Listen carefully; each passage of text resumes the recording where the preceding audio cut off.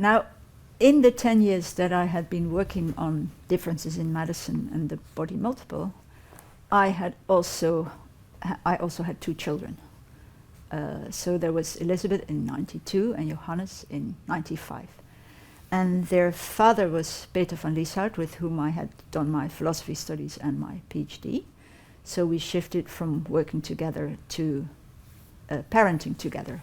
He went on to do quite different work, but I continued to do this intellectual strand and to do academic work. And so we had these small children. At the time, 2 full-time working parents in the Netherlands were totally an exception. So the idea was, okay, yeah, the mother could work, but, well, 3 days was okay, wasn't it? Otherwise she was like a father. But I wasn't planning to do that. And it was possible because there was good daycare, and also we could have 2 days a week. We always had good people who did some of the care at home.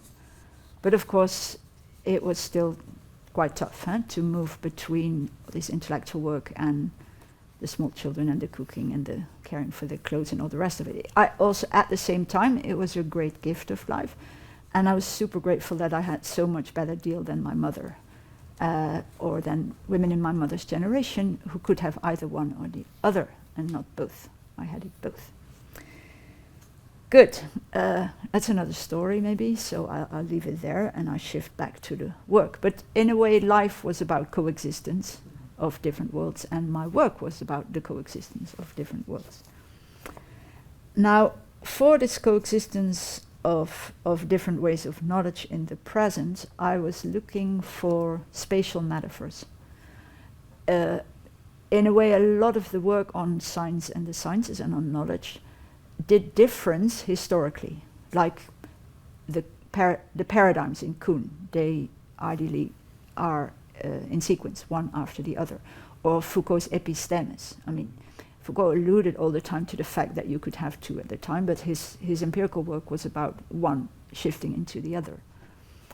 And also in SDS, in science studies in the 1980s, you had a lot of controversy studies, and that was the whole idea that if you have a controversy about, let's say, an object X, you can't know who wins from the start, and it doesn't just depend on X, but on lots of other things who wins.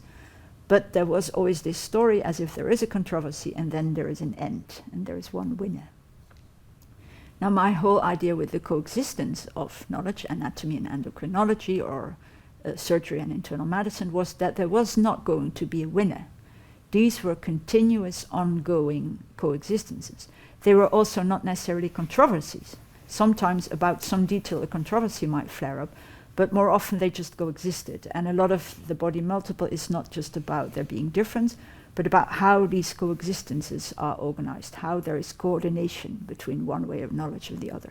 Let's say in sequence, or for different concerns, or in different departments, etc., and so on. But for that, spatial metaphors were what I needed. How can you coexist in practice?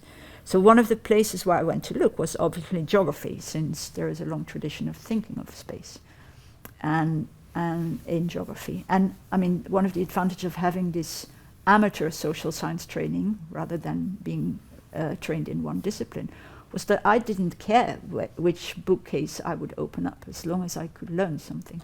And also, I must say, philosophy gave me, but a lot of us, that kind of idea, I can read it. If I can read it, I can go there. So geography it was. And one of the people inspiring me, for instance, was Soja, who was writing. He has this beautiful image when he writes about Los Angeles, the city where the movies come from, and the movies travel everywhere in the world. So he had this sentence, Los Angeles is everywhere. But then he looked at migration in Los Angeles, and he saw people from all over the world living in Los Angeles. So the next half of the sentence, Los Angeles is everywhere, but everywhere is in Los Angeles, and the other way around. So that kind of image, that places could be things could be in different places as one, and that you could fold places, and that difference was not necessarily clear-cut or regional, was really interesting out of geography. And of course, since I had Michel Serres as a sort of resource to read in, he also has lots of absolutely fascinating metaphors about space, as he takes the Canadian Northwest and where things, le passage du Nord-Ouest, where things are fluid and then solid and then water and air, and he let's say throws all these images in the air. But we could pick out a few from that and steal them, borrow them. So the whole idea was to think of medical knowledge as not a plurality, but still a coexistence. And so there were also this wonderful quote of Marilyn III, more than one, then less than many. And she said she had it from Donna Haraway, who also used it. So Donna Haraway and Marilyn III were there also as really important for me as thinkers to think with about these kind of complexities. In French geography, there was also Yves Lacoste, who wrote this book that I really like. I have lost it, I can't find it. La géographie, ça sert d'abord à faire la guerre. And for the English speakers, geography is there in the first place to support war. And he explained how in French geography you had this regional thinking, especially in France, where all these regions, les départements, really are come with their own characteristics, and this is part of the imaginary of what France is in all these regions. But he explained how people don't live just in regions. Let's say they go to their work and they go to the shopping mall and they go to their grandmother, and they do that through all kind of itineraries. So he came there with the metaphor of the network. And that was, when Lacoste wrote this, I think late 70s, early 80s, it was a metaphor that was also in the air in other places. And it was in the air also in the seminar of Calon and Latour that I was in France, to fall back to that time again, where they started to work, especially Calon, by the way, on acterus-réseaux. So they would have on the blackboard, acterus-réseaux. And I had this Foucauldian propensity to think, actor, why are you going to single out the actor? But they wanted to show that an actor can only act thanks to the whole network that allows the actor to act. So later it has been really read as putting the actors in the foreground, but the idea was to dissolve the actor in the network and show how every actor is a network. And then they also had this idea of the network, and they put it to good use. And also a few years after I was there, Madeleine Acriche was there, and she wrote this wonderful, well, she started to be there, she's still there. She wrote this wonderful thesis on technology transfer, where she really could show how a technology can only travel if there is a whole network around it that travels along with it. So if you have an electric device, you want to travel from France to Côte d'Ivoire, but you have different types of sockets, electricity sockets, or villages with no electricity at all, your thing is not going to travel. And she had all kind of other good examples. So Latour took that kind of thinking further by coining this wonderful term, the immutable mobile. And immutable was the syntax of the apparatus, of the technology, and mobile was that it could go from one region to another, but it can only travel between regions in as far as it stays the same. Now, that was fine about technology, but I had in my mind all the time this preoccupation of the difference between laboratory way of thinking and clinical ways of thinking and working in medicine. And I thought, well, for clinical things, this network metaphor doesn't quite hold, because if they travel, they change, and as they travel, they change. They don't stay the same. And as my second case on studying differences in medicine, we're now talking in the 90s, was anemia. and I had a corpus of really good interviews that a research assistant, Ruud Hendricks, has done for me with doctors from the Netherlands who had worked in different places in sub-Saharan Africa. And they were on anemia. And so what is anemia? Is it a low hemoglobin level in the blood? That would be the laboratory diagnosis.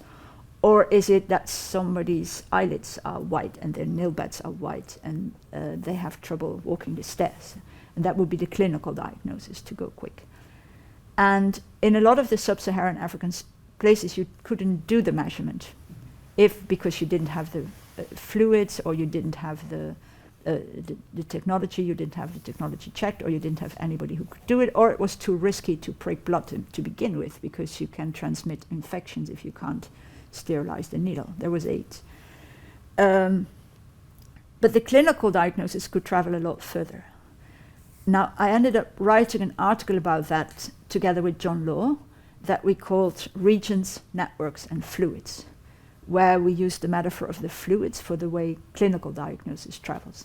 And what was interesting with the clinical diagnosis, by the way, of anemia, is that the Dutch doctors often were taught how to do it by the African nurses, because they had never seen such severe anemia in the Netherlands that they encountered in rural Zimbabwe or other places where they went to work. So these regions, and it was really interesting to work on that with John Law for various reasons. He had also this inside-outside relation to the CSI, to the place where Calon and Latour worked. He had written a lot with Calon, but we also could, from a slight distance, do things a bit differently and have this kind of challenging conversation between friends that was I've always had with this CSI in other ways. And it also really facilitated my entrance into English. At that time, I just started to write in English, and of course it became a lot better to write when I would write with a native speaker of English who was a good writer at that. Now later I took this metaphor of the fluid along with me with an article I wrote with Marianne de Laat, who had been another of my early PhD students, who was doing postdoctoral work on patenting. And patents are ways to stabilize technologies, of course, but she was studying how this patent itself as a technique was traveling in Africa, and her fieldwork is in Zimbabwe. And there she came across this man who had not taken a patent. Everybody told her, that's interesting, there's no patent, on a very nice water pump, a bush pump, the Zimbabwe bush pump type B. And we wrote about her materials on that, and we could really do the quibble with the CSI, theorizing with that, because Latour had written about Pasteur as a huge actor thanks to all this network. Now Morgan, the engineer of the bush pump, was completely hiding himself all the time behind the network. He was a sort of inverse Pasteur. He was not the hero with the network behind it, but he constantly said, yeah, no, this works because the people build it so good, or because the villages repair it so cleverly, or because the Nanga tells us where the water is in the village, etc. So, and we saw this pump also, on the one hand, being very sturdy and blue and shiny, but on the other hand, adaptable. So we wrote a story as an adaptable fluid technology story. So fluid was the metaphor. And thinking further on spatial metaphors, I mean, with lots of things, there was, for instance, the work of Marilyn Stethurn on partial connections, which is interesting in terms of difference because it descales. You can have a same difference at a so-called large scale that you can have again in a smaller scale, and it keeps on being different again and again. And working further on these kind of ideas of difference and coexistences, I then edited with John Law this one, Complexity, Social Studies of Knowledge Practices, where we really tried to, again, where we had all kind of colleagues writing about interesting things about complexity, and then not complexity as it was arising in biology of the time, where complexity is one sum on a big page, but but a different kind of coexistence. It's put very well in an article by Chung-Ling Kwa in this special issue, where he book, where he differentiates romantic and Baroque complexity, where romantic complexity is filling one page with all kind of details, and Baroque complexity is in a coexistence of different things in different scales and that don't fit and that yet somehow hang together. Now that metaphor of the Baroque has lingered on for a bit. John Law did a special issue with Evelyn Rupert on complexities, and where they used the metaphor of the Baroque. So that's really using the Baroque as an image for social sciences to think with. I did a small article in that on clafoutis, the dish from the Limousin, where I used clafoutis as a sort of model for how things can hang together. The culinary tradition in clafoutis, the agriculture, the cooking techniques, the nutrition, all these worlds hang together in a dish, and they're all different, and the dish may collapse if any of them shifts, or it may transform by shifting ingredients or ways to do. So this is one of the things we try to think, both how to say this, travel can go together with transformations, so that you have mutable mobiles rather than immutable mobiles. I did an article later with John Law on the spatial metaphors explicitly, where we introduced the idea of the mutable mobile and also the mutable immobile. You can expand on this in all kind of ways. And we were thinking coexistence, so travel and coexistence on other terms. That was that phase of work.